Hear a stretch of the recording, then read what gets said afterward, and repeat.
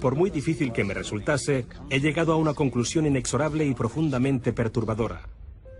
Creo que una élite de personas, junto con las compañías que dirigen, han conseguido controlar no solo nuestra energía, el suministro de alimentos, la educación y la sanidad, sino cada una de las facetas de nuestra vida. Y lo hacen controlando el mundo de las finanzas, pero no crean más valor, sino que en realidad controlan la fuente del dinero.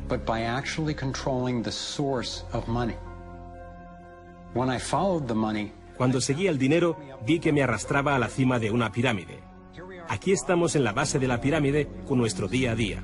Por encima de nosotros está el gobierno, personas a las que se les ha otorgado un monopolio de poder y lo usan para imponernos impuestos y controlarnos, estemos de acuerdo o no.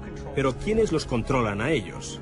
En el siguiente nivel nos encontramos a las compañías. Muchas personas opinan que hoy en día son ellas las que gobiernan el mundo, y no los estados nacionales, y lo denominan corporatocracia. Para conseguir los recursos mundiales y controlar los mercados, esta corporatocracia debe tener acceso a dinero barato. Las grandes corporaciones obtienen sus préstamos a un interés especial de los grandes bancos. Lo que significa que aquellos que controlan los grandes bancos, la élite adinerada, son los que en realidad controlan las corporaciones. Mientras seguía el dinero me di cuenta de que casi todas las ideas que tenía acerca del capital no son ciertas.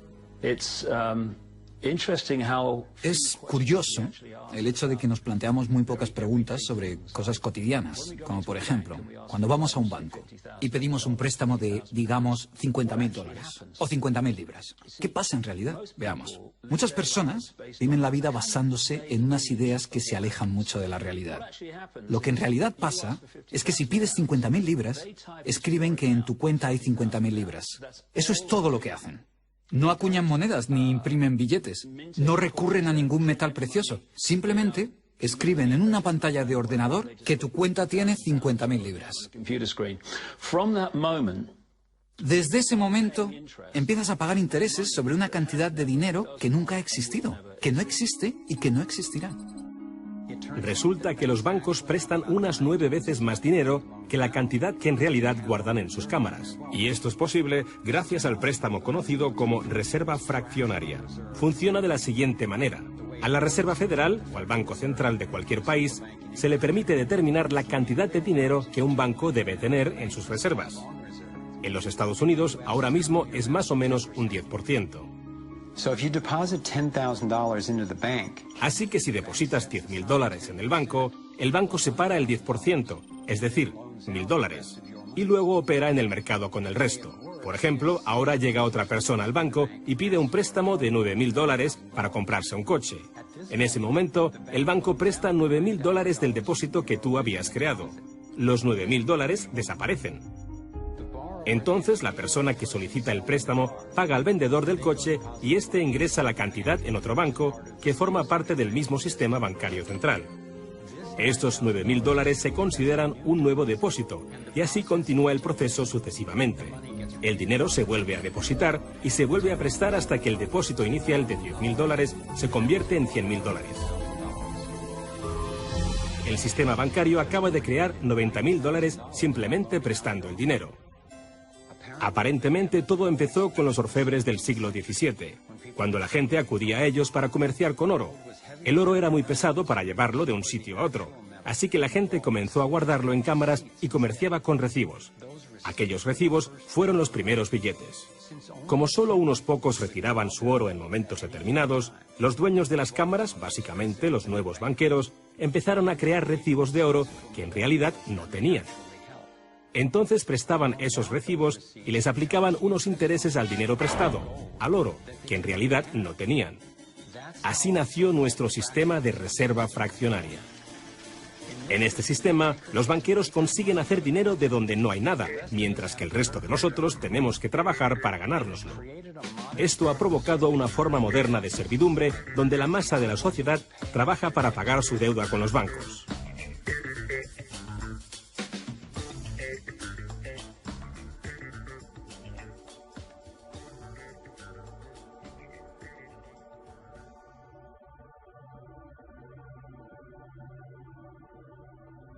Bajo este esquema de reserva fraccionaria, inevitablemente nos hemos convertido en esclavos de la deuda de una élite financiera que nos gobierna. no porque sean mejores o más inteligentes que nosotros, sino porque han manipulado el sistema para beneficiarse de una gran parte de la gente de este planeta. Catherine Austin Fitts es experta en este tema. Fue ayudante del Departamento de Vivienda y Desarrollo Urbano de Estados Unidos bajo el mandato del presidente George Bush Sr. y luego asesora de la administración de Clinton. Imaginemos el juego del Monopoly. Ahora quieres comprar el Paseo del Prado. Lo que puedo hacer continuamente es imprimir dinero, darme más y más dinero, disminuir el valor de tu moneda al imprimir cada vez más. Da igual lo duro que estés trabajando o el éxito que tengas. Al final, siempre te puedo comprar y no me cuesta nada. Pero ¿cómo se explica que si vosotros o yo mismo fabricamos billetes, se nos acuse de falsificación? Pero si lo hacen los bancos, entonces sea un incremento de la masa monetaria. ¿Cómo han conseguido los bancos este poder? Esto es Jekyll Island, donde en 1910, representantes de los Rockefeller, los Rothschild, los Morgan y otros banqueros privados se reunieron en secreto para preparar la legislación que crearía la Reserva Federal. Ed Griffin se encargó literalmente de escribir un libro sobre lo que pasó en Jekyll Island. Los bancos centrales son como carteles bancarios, quienes se han asociado con los respectivos gobiernos de los países donde operan y se les ha otorgado un poder monopolístico sobre la creación del suministro monetario del país. Eso fue lo que los políticos les ofrecieron como regalo, se podría decir, a cambio de la asociación.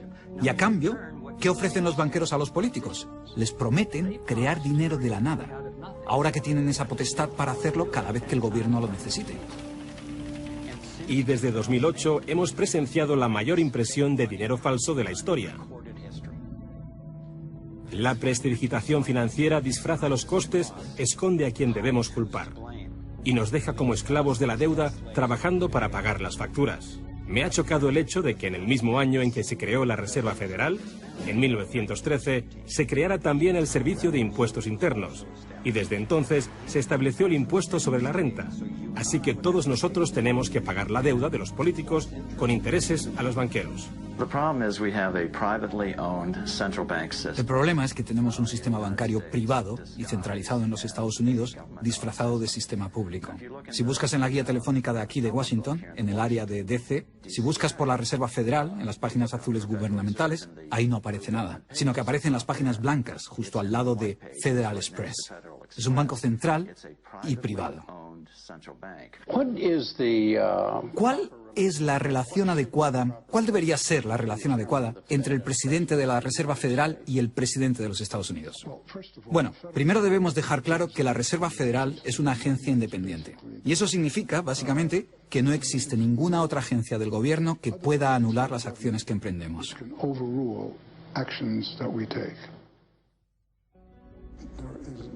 Que no existe ninguna otra agencia del gobierno que pueda anular las acciones que emprendemos.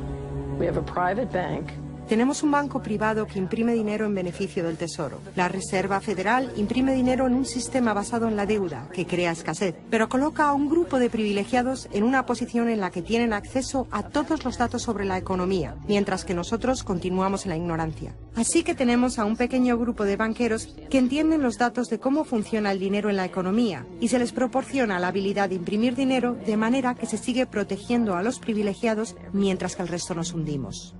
Catherine hizo la prueba de comparar una economía sana con un toroide vibrante, equilibrado, que fluye libremente y que se autoenergiza, en contraposición con lo que está pasando actualmente en nuestra economía. Tenemos un sistema muy dinámico que intenta optimizarse, pero en el centro se entrelaza con una solitaria. La solitaria actúa en el cuerpo inyectando una sustancia química que hace que te apetezcan las sustancias que le resultan beneficiosas a ella y que para ti son perjudiciales. Tienes un parásito que te manipula y que se alimenta a costa del organismo. Vivimos en un sistema económico que imita a la solitaria, donde la élite financiera sería la tenia y se está alimentando de nosotros, y no les gusta que se descubran sus artimañas. Después de que Catherine comenzase a destapar la corrupción del gobierno en los más altos niveles, el FBI llevó a cabo una redada en su compañía y le requisó sus pertenencias. Tuvo que ir de juicio en juicio durante 10 años hasta que la declararon inocente. Así que tenemos a la Reserva Federal, una corporación privada con el monopolio de crear dinero, pero sin tener que rendir cuentas y que además está apoyada por el gobierno con el monopolio de la fuerza. Han engañado al país haciéndole creer que la Reserva es una institución que ayuda a estabilizar la economía y que no depende de la política.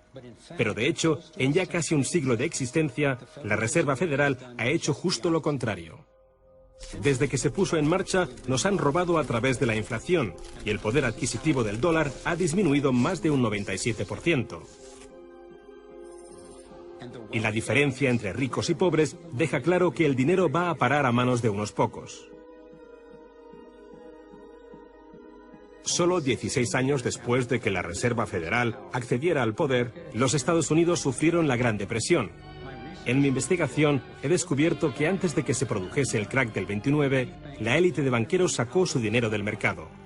Después del crack, usaron ese dinero para comprar todas las acciones baratas y los bancos en quiebra más pequeños por poco dinero. Entre los banqueros que consolidaron su fortuna de esta manera, encontramos a los Rothschild, los Rockefeller y los Morgan. Un caso similar sucedió con el colapso financiero de 2008, en el que de nuevo se volvían a beneficiar los mismos banqueros. En los años previos al colapso, los mayores bancos, incluyendo Bank of America, Citigroup y Chase, todos ellos controlados por los Rothschild, los Rockefeller y los Morgan, se forraban y comerciaban con préstamos basura cuyo dinero sabían que no iban a poder recuperar. Es como colocar unas naranjas podridas en una caja y venderlas como si fuesen de la mejor calidad. Los que habían embalado ese producto sabían que tarde o temprano alguien abriría la caja y vería que no contenía nada de valor, ya que al fin y al cabo ellos habían empaquetado dichas cajas. Cuando las naranjas podridas, lo que conocemos como créditos basura, los derivados y las coberturas por incumplimiento crediticio se descubrieron finalmente, acabó por afectar a todo el mundo. La gente empezó a perder sus casas, trabajos, negocios y fondos de jubilación. Mientras tanto, los grandes bancos, que fueron los que en realidad crearon el problema, fueron los únicos a los que rescataron. ¿Y eso por qué?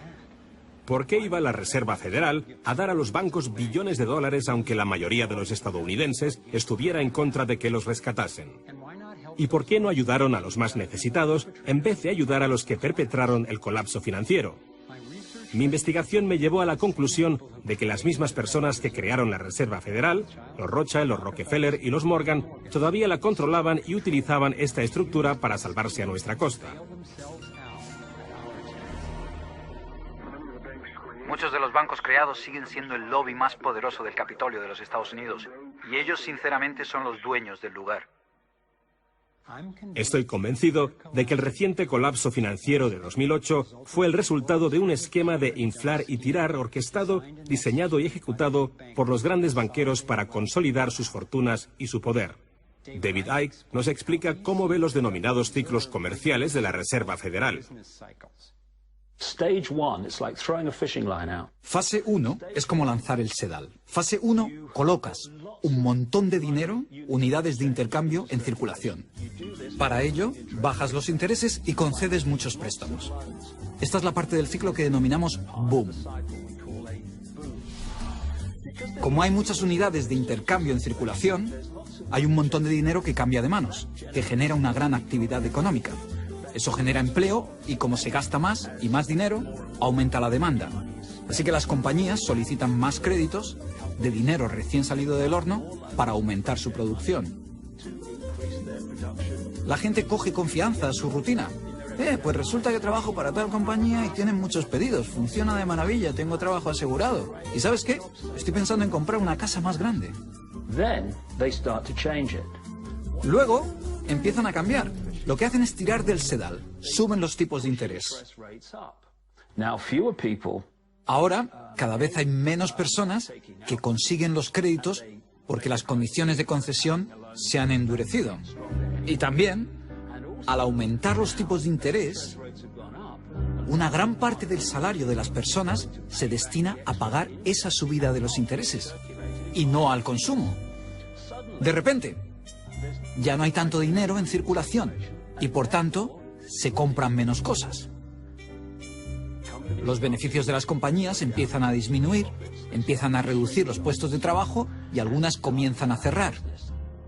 La gente pierde sus trabajos. Ya no pueden pagar las hipotecas de esas grandes casas que se habían comprado cuando todo iba bien.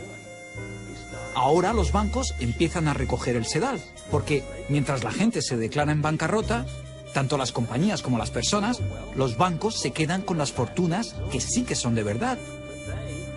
Con las propiedades, las tierras, los recursos que habían puesto como aval para que simplemente les prestasen unas cifras que solo aparecían en la pantalla del ordenador. Y llevamos siglos con este ciclo económico de tirar el sedal y recoger, de inyectar una gran cantidad de dinero en circulación, de hacerlos picar. Y lo que se ha hecho en realidad es robar. Y se ha propiciado que se acumule la verdadera riqueza del mundo en manos de unos pocos.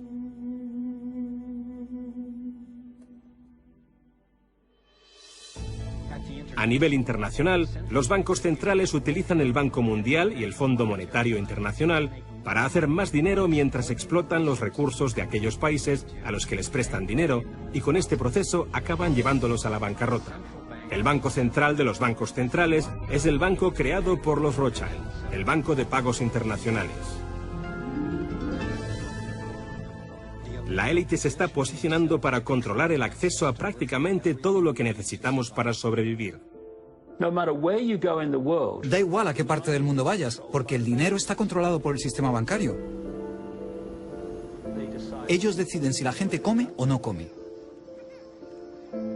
¿Quién se convierte en multimillonario y quién sobrevive con menos de $1 al día? El que controla el dinero, controla el mundo. Y muy pocas personas controlan el dinero.